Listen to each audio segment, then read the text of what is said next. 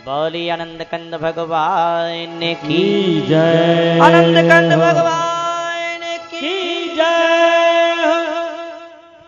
मारो प्यारो प्रकटियो आए जगत में दरस रयो जी दरस। आप ही छोरा छोरी बन गयो, आप ही सिरो पूरी कचौड़ी बन गयो, बुढ़िया भी आप ही बन गयो, गुरु और चेला भी आप ही बन गयो। और है कौन? वही तो है। दृष्टि बदले कि सृष्टि बदल जाएगी। और दृष्टि कहां बदलेगी? सत्संग से। इसलिए भगवान कहते हैं कि मेरे सिवा कुछ नहीं है, मैं ही हूं। जिस सूत के धागे में सूत की मणियां पोई, तो सूत के सिवा कुछ है ही नहीं। ओस कहो, बर्फ कहो, ओला कहो, पानी कहो, है तो एक जल ही जल। रूप नाम अलग अलग है, लेकिन परमात्मा ही है। मान लो नहीं दिखता है तो मान लो बाद में भगवान सो ही जन देहूं जनाई, और जन तुम ही तुम्हें हो जाई। भगवान जना देंगे। एक श्लोक में भगवान ने अपना स्वरूप बताया, और दूसरे श्लोक में भगवान ब्रह्मा जी को भगवान माया का स्वरूप बताते। माया, माया किसको कहते हैं? माया। माया का स्वरूप क्या है? जो नहीं है और दिखता है, इसका नाम माया है नहीं और दिख रहा है। संसार है नहीं, होता तो रहता, लेकिन है नहीं, लेकिन दिखता है कि हाँ मकान है, दुकान है, शरीर है, बेटा है, पोता है, घर है, मकान, ये दिखता है, लेकिन है नहीं। जो पहले मकान था वो आज है क्या? 100 साल पहले वाला नहीं है, बदल गया, बदल गया, लेकिन दिखता है नहीं दिखता। यही तो माया है। एक बार की बात क्या हुई, ध्यान से सुनिए, बड़ी चौकी बात है। अंधेरी रात में जा रहे थे, अंधेरी रात थी, बहुत अंधेरी रात। टेढ़ी मेढ़ी घूमी घूमी रस्सी पड़ी थी, रस्सी में सांप दिखाई दिया। अरे सांप, अरे सांप। अब रस्सी है लेकिन रस्सी में सांप दिखा, अरे सांप। भय हुआ, चिंता, शोक हो गया, पसीना आ गया। और सांप है नहीं, रस्सी में सांप दिख रहा है। हाथ में टॉर्च ली, बैटरी प्रकाश किया, देखा अरे ये तो रस्सी है, सांप है ही नहीं। चिंता शोक खत्म, पसीना भी सूख गया, शांति आनंद हो गई। तो ऐसे ही सांप है नहीं दिख रहा है, यही तो जो है नहीं और दिख रहा है, यही तो माया है।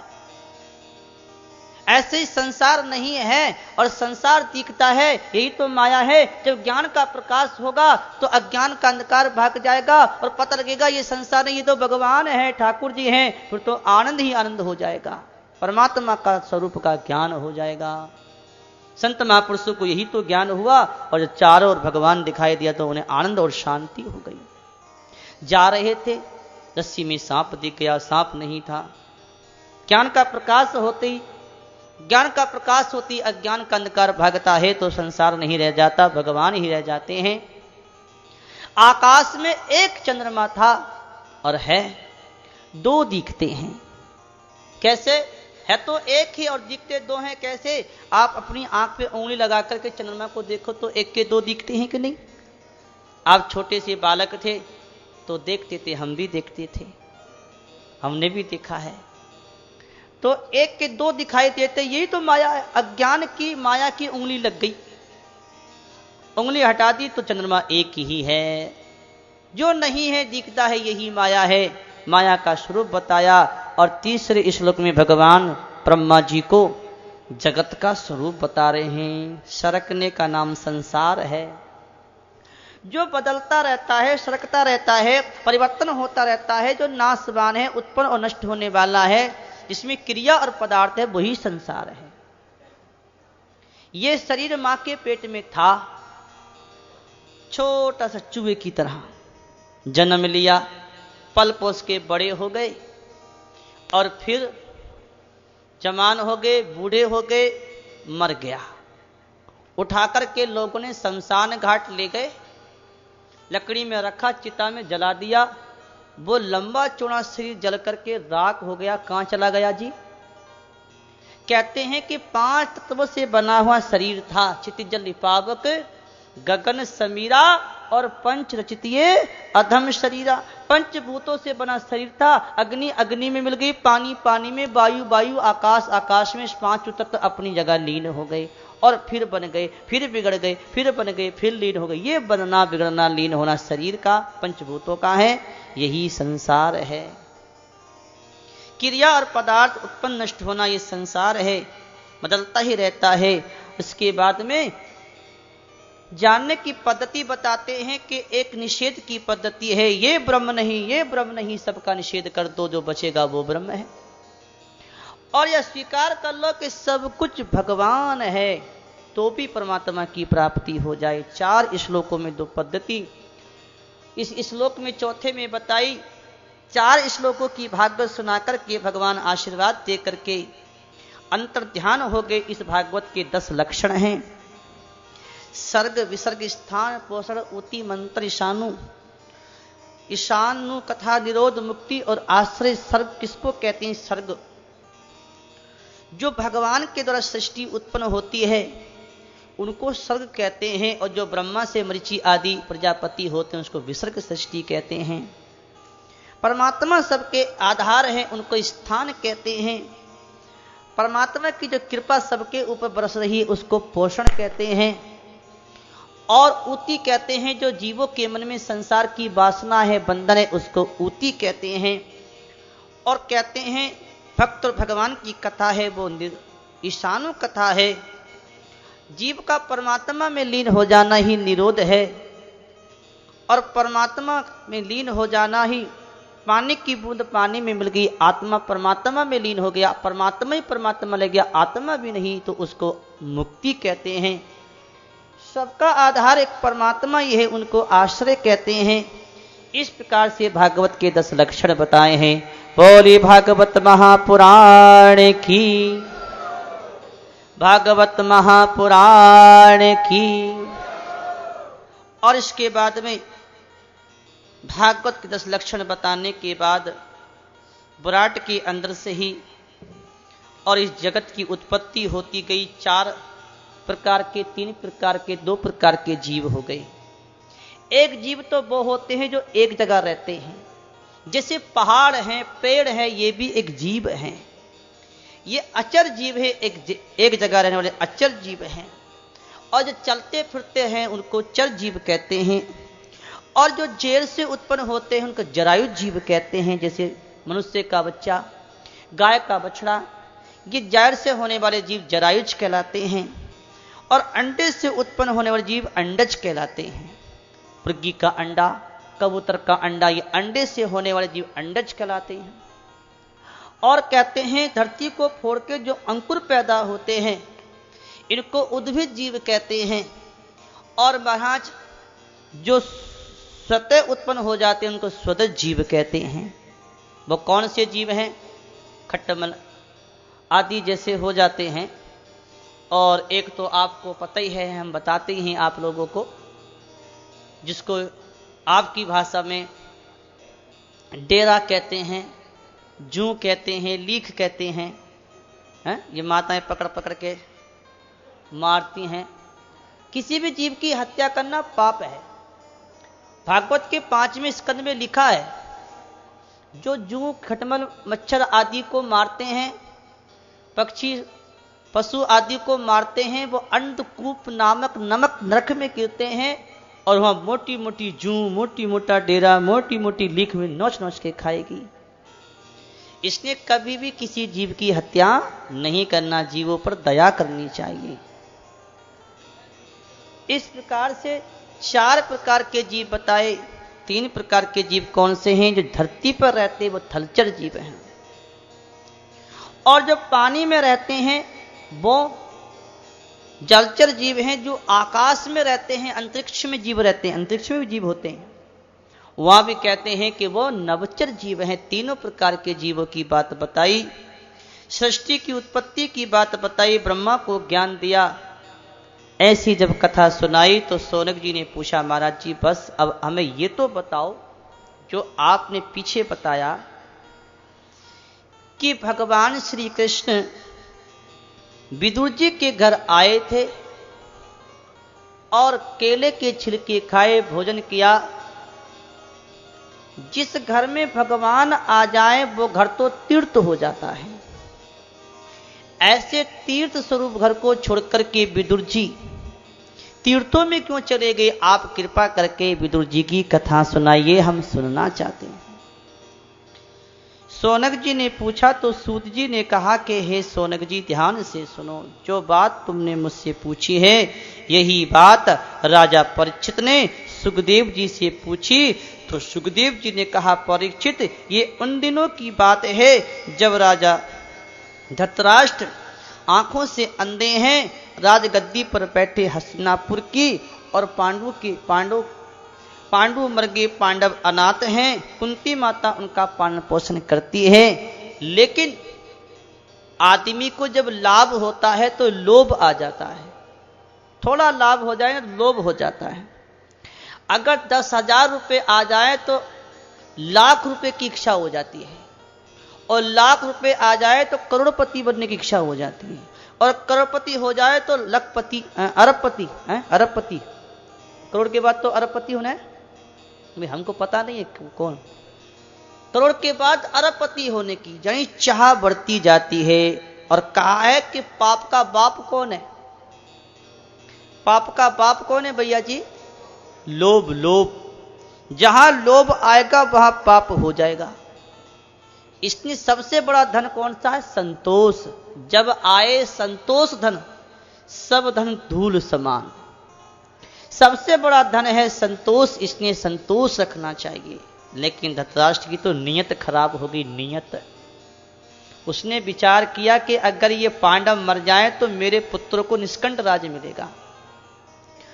और दुर्योधन तो ऐसा है कि कई प्रकार के छल कपट करके और उन पांडवों को मारना चाहता है। एक बार तो उसने क्या किया, लाख का भवन बनवाया, लाख का। और कहते हैं बनवाया, लाक्षागृह गृह बनवाया, और लाक्षागृह गृह बनवा करके उसने उत्सव करने के बहाने से पांडवों से कहा कि आप उसका उद्घाटन करो, वहां उत्सव है, उत्सव करो। कौरव एक नहीं जाता, कुंती माता 5 पांडव जाने को तैयार हैं। विदुर जी ने विचार किया कि इसमें कोई राज है। कौरव एक नहीं, पांडव 5 और कुंती, कोई राज है। विदुर जी को पता लग गया है कि लाक्षागृह भवन बनाया है, इनको कैसे बचाया जाए। तो जाते जाते विदुर जी ने युधिष्ठिर से कहा कि युधिष्ठिर, ये बताओ, अगर वन में आग लग जाए, वन में आग लग जाए तो कौन बचेगा? चूहा बचेगा, चूहा। चूहा बिल खोद करके अंदर से और उसके मिट्टी के अंदर चला जाएगा। पांडवों, बस यही बात है कि तुम भी बिल खोद के निकल जाना, क्योंकि लाक्षागृह आग लगाने का विचार है। पांडव समझ गए और लाख के भवन को देखा, सुरंग खोदी, उसमें आग लगा के सुरंग से निकल गए। सबने यही जाना कि पांडव मर गए।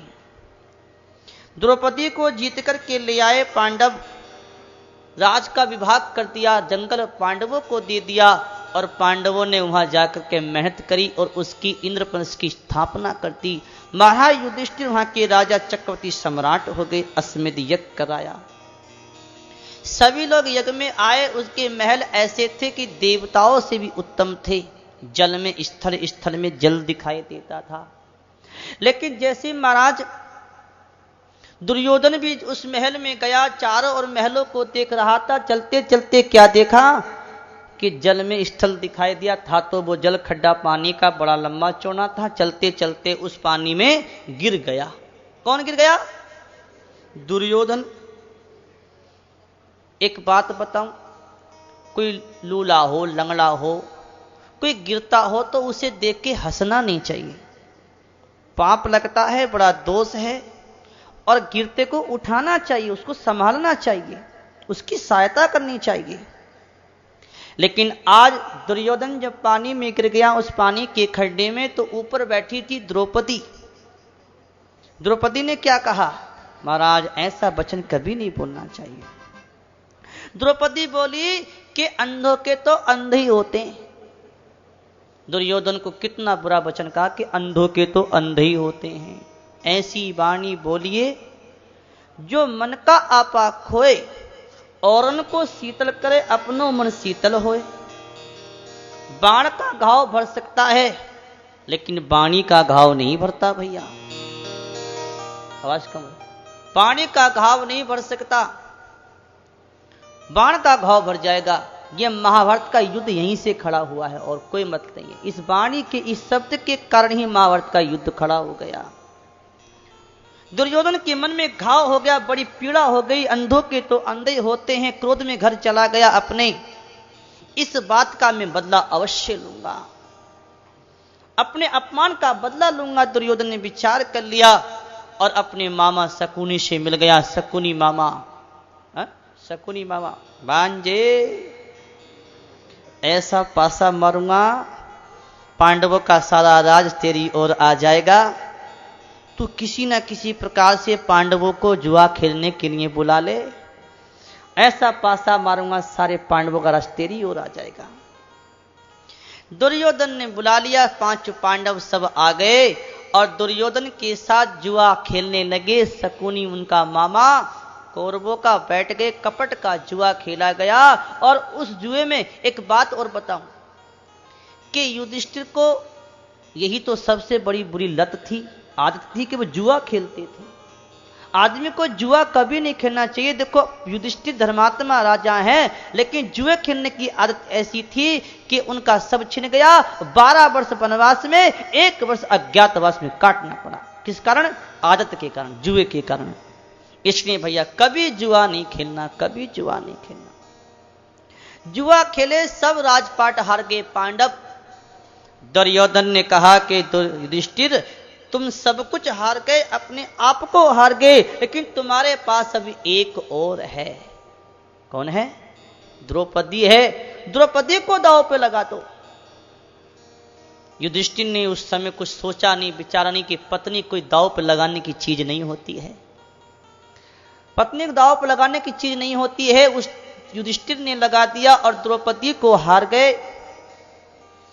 तब दुर्योधन ने कहा, दुशासन अब क्या देखता है? द्रौपदी अब राजरानी नहीं, वो हमारी दासी है। जाओ लेकर के आओ उस द्रौपदी को, उसके बाल पकड़ के घसीटते हुए लेकर के आओ। दुशासन चला। द्रौपदी एक कपड़े में थी, ऐसी अवस्था में थी इस बड़ों के सामने आ नहीं सकती थी। द्रौपदी को लेने दुशासन गया, उसकी चोटी को पकड़ लिया और घसीटता हुआ भरी दरबार में, भरी सभा में ले आया। और द्रौपदी चीख रही है, मुझे कोई बचाओ।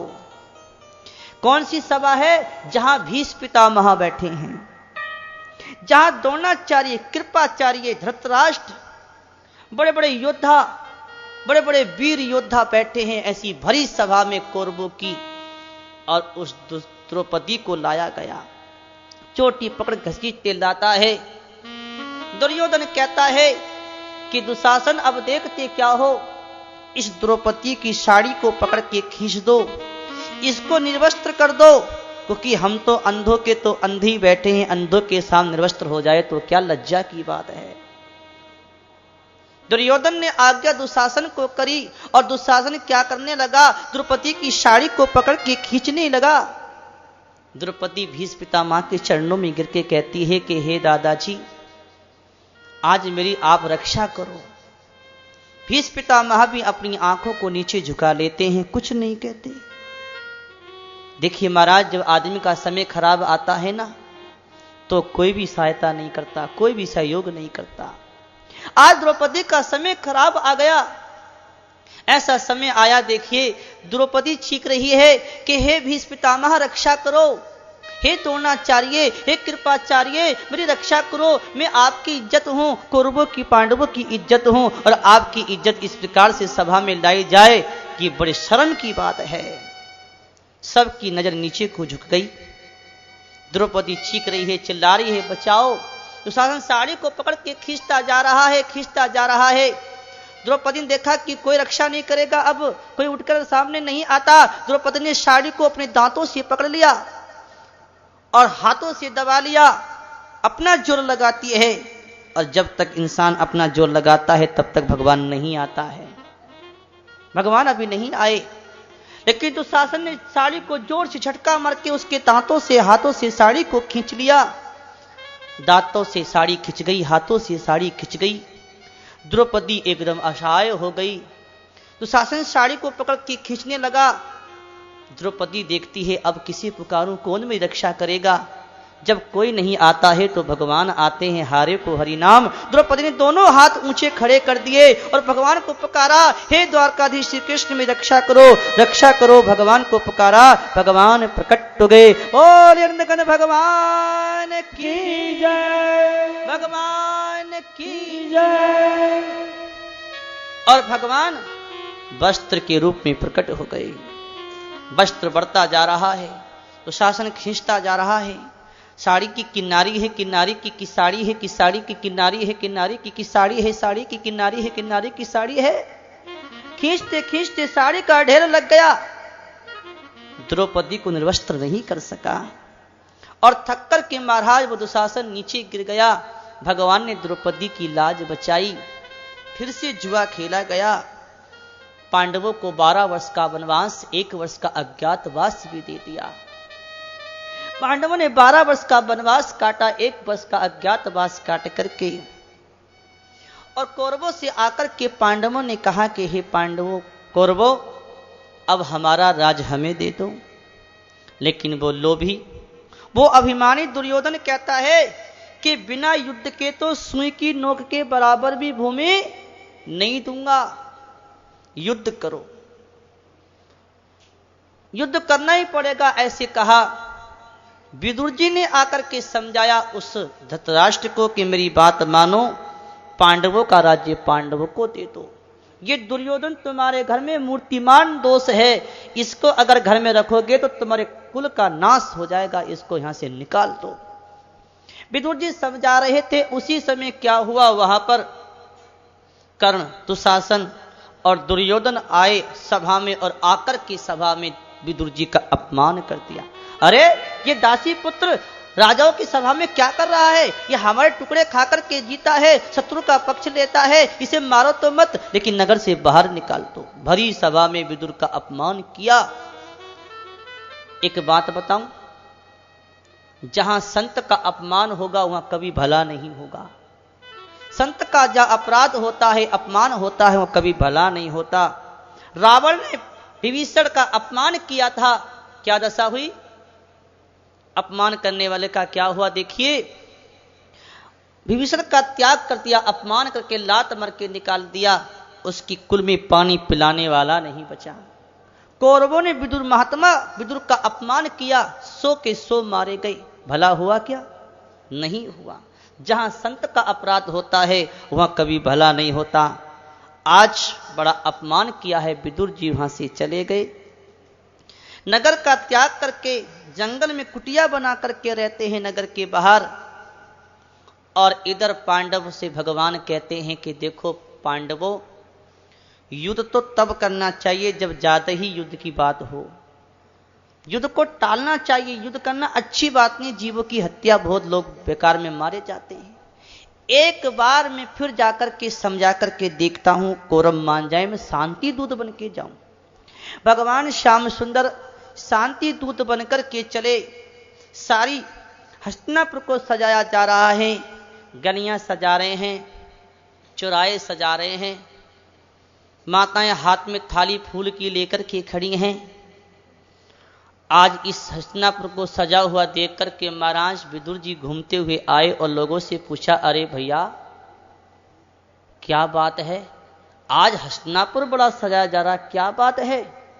कोई उत्सव है, कोई त्योहार है? लोगों ने कहा, महाराज विदुर जी, आज हमारे हस्तिनापुर में द्वारकाधीश श्री कृष्ण शांति दूत बन के आ रहे, उनकी स्वागत की तैयारी हो रही है। ओहो, हमारे कन्हैया आ रहे हैं, श्याम सुंदर आ रहे हैं, तब तो आज भगवान श्याम सुंदर के दर्शन अवश्य होंगे। ऐसा विचार करके और विदुर जी महाराज आप भी एक ऊंचे स्थान पे भगवान को देखने के लिए खड़े हो गए। भगवान रथ पर बैठकर के हस्तिनापुर में आ रहे हैं। माताएं फूल बरसा रही हैं, भाई सब फूल बरसा रहे हैं। भगवान का स्वागत हस्तिनापुर में हो रहा है।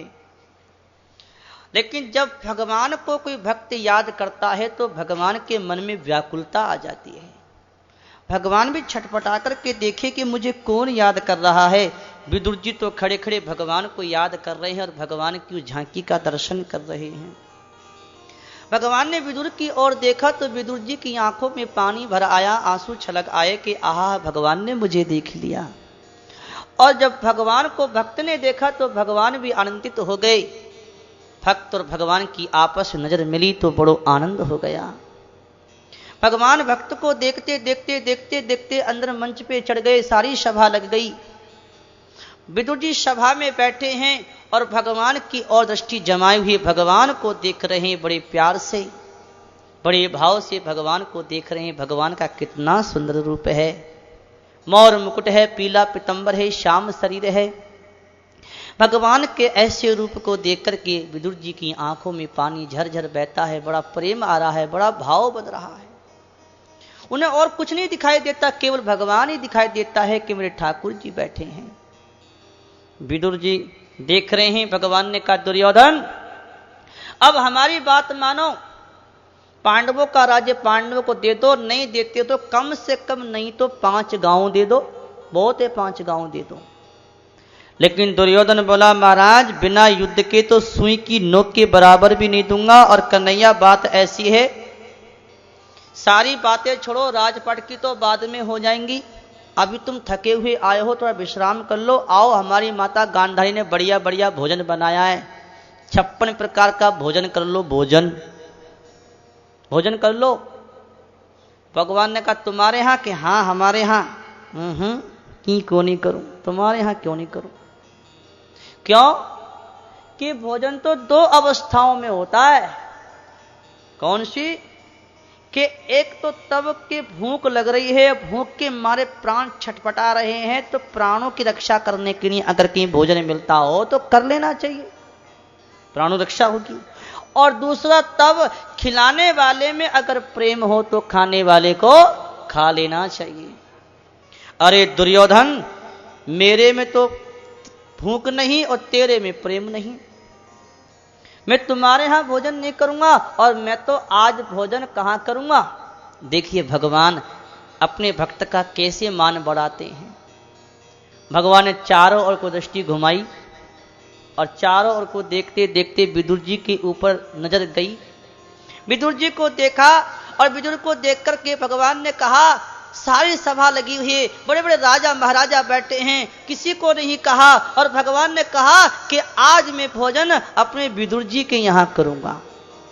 विदुर जी का जब नाम लिया तो विदुर जी की आंखों में जल भर आया। देखिए देखिए भगवान कितना भक्तों का मान बढ़ाते हैं।